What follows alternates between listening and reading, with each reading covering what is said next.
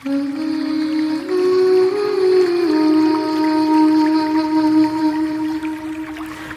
ఊరిలో ఒక ముసలావిడ ఉండేది. ఆవిడికి ఎవరూ నానేవాళ్ళు లేరు. ఒక్కతే వండుకుంటూ తింటూ ఉండేది. వాళ్ళ ఇంటి పక్కనే ఒక చెరువు ఉంది. ఒకరోజు పక్కింటి వాళ్ళు ఆ చెరువులో చేపలు పడుతూ ఉంటే చూసి ఆ ముసలావు కూడా వెళ్ళి చేపలు పట్టుకుందామని ఒక చిన్న వల తీసుకొని వెళ్ళింది. పొద్దున్నుంచి సాయంత్రం వరకు వల వేస్తూనే ఉంది. ఒక్క చేప కూడా పడలేదు.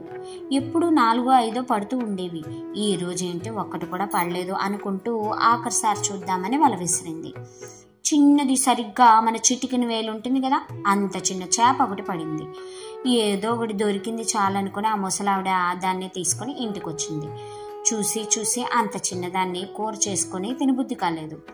దాంతో ఎట్లాగో నాకెవరు లేరు కదా, ఈ చిన్న చేప పిల్లని పెంచుకుందాం అనుకుని దాన్ని తీసుకొని పోయి ఆ చెంబులో వేసింది.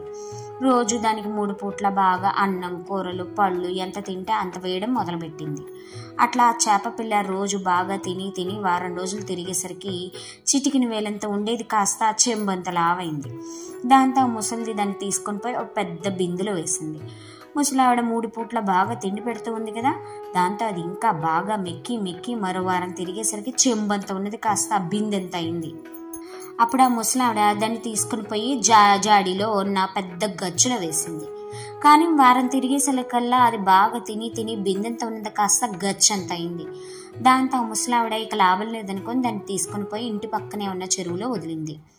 ఆ ముసలిది ఎక్కడ తిరుగుతూ ఉన్నా అన్నం సమయానికి వచ్చి మాత్రం చెరువు దగ్గరకు వచ్చి షు షు అని పిలిచేది. అంటూ ఆ ముసలిది ఇషు ఇషు అని అనడం ఆలస్యం. ఆ చేప ఎక్కడున్నా సరే రై రై అని ఈదుకుంటూ వచ్చేసేది. ఆ ముసలావిడ తాను తెచ్చినవన్నిటినీ దానికి ప్రేమగా ఒక్కొక్కటి తినిపిస్తూ కబుర్లు చెప్పేది. ఒకరోజు ఆ ముసలావిడికి ఏదో పనిబడి పక్క ఊరికి వెళ్ళింది. సాయంకాలానికి కానీ రాలేదు. ఆ రోజు మధ్యాహ్నం ఏం జరిగిందంటే, కొందరు గొర్రెల్ని తోలుకుంటూ ఆ చెరువు దగ్గరికి వచ్చారు.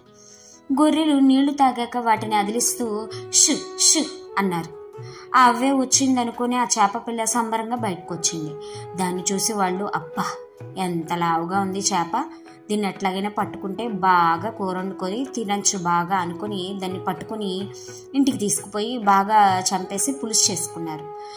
సాయంత్రం ఇంటికి రాగానే పాపం మధ్యాహ్నం నుంచి ఎంత ఆకలిగా ఉందో ఏమో అనుకుంటూ గబగబా ఓ పెద్ద గిన్నె నిండా అన్నం చేసుకొని చెరువు దగ్గరకు వచ్చి అప్పట్లాగే ఇష్ ఇష్ అని పిలిచింది. కానీ అది లోపల ఉంటే కదా వచ్చేది. ఎంతసేపు పిలిచినా రాలేదు.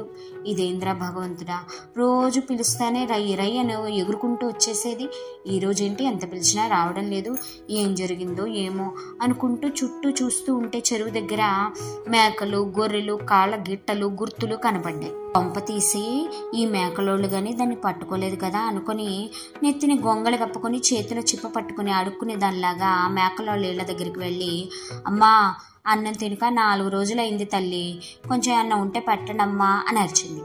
ఆ మేకల వాళ్ళు ఎవరో అడుగు తినేదనుకొని చేపల పులుసు తెచ్చి ఆమె తట్టలా పోసారు. దాంతో వాళ్లే చేప పట్టుకొని తిన్నారని ఆ ముసలిది గుర్తుపట్టేసింది. వెంటనే పరిగెత్తుకుంటూ ఊళ్ళోకి పోయి ఊళ్ళో అందరినీ పిలుచుకొచ్చి నా చేప నాకు ఇయ్యండి అంటూ మేకల వాళ్లతో పెద్ద గొడవ పెట్టుకుంది. చచ్చిపోయాక ఏది తిరిగి రాదు కదా, దాంతో ఊర్లో అందరూ అయిందేదో అయిపోయింది, అది కాకుండా వేరేది నీకేది ఇష్టమైతే అది కోరుకో, మేము ఇప్పిస్తాం అన్నారు. ఆ ముసలిది ఏం కోరుకోవాలబ్బా అని ఆలోచిస్తుంటే వాళ్ళ దగ్గర ఒక మంచి పొట్టేలు పిల్ల కనపడింది.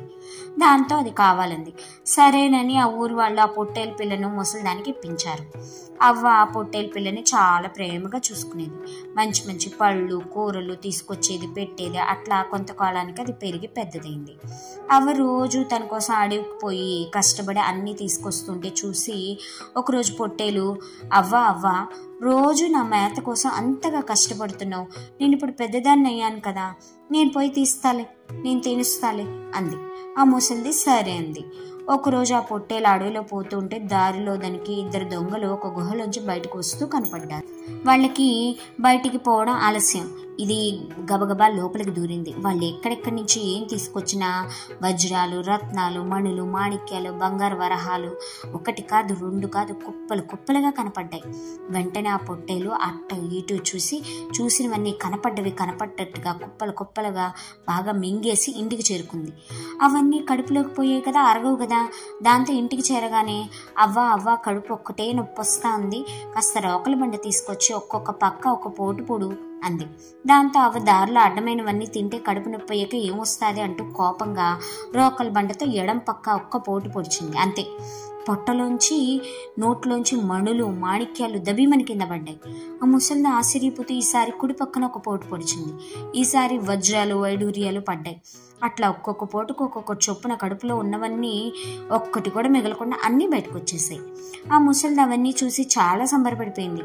వాటిని అమ్మి పెద్ద మేడ కట్టుకుంది. అది చూసిన పక్కింటి ఆమె, నిన్న మొన్నటి వరకు మామూలుగానే ఉన్నావుగా, ఒక్కసారిగా యాడ్ నుంచి వచ్చాయబ్బా ఇంత డబ్బా అని ఆశ్చర్యపోయి ముసలావిడ దగ్గరికి పోయి ఏంటి కదా అని అడిగింది. ఆ ముసలిది జరిగిందంతా చెప్పింది. పక్కింటి ఆమె దగ్గర ఒక కుక్క ఉంది. ఆమె ఇంటికి పోగానే, నువ్వు ఉన్నావు ఎందుకు, 3 పూట్ల తిని కూర్చోడానికి తప్ప ఎందుకు పనికిరావు, పోయి ఆ పొట్టేలు మాదిరి ఏమన్నా దొరికితే తినిరాపో అంటూ దాన్ని తరిమేసింది. పాపం ఆ కుక్క అడవిలో ఎంత దూరం పోయినా దానికి ఏమీ కనపడలేదు. దాంతో ఎముకలు చెత్త చెదరం అన్నీ తిని బాగా ఇంటికి వచ్చింది.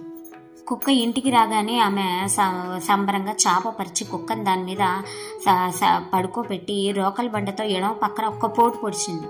అది ఎముకలు కక్కింది. ఇదేంద్ర నాయన అని కుడి పక్కన పొడిస్తే నాన్న చెత్త కక్కేసింది. దాంతో ఆమె, ఛీ దరిద్రం దాన, ఇల్లంతా కంపు వెళ్ళ అని చెప్పి దాన్ని తరిమేసింది.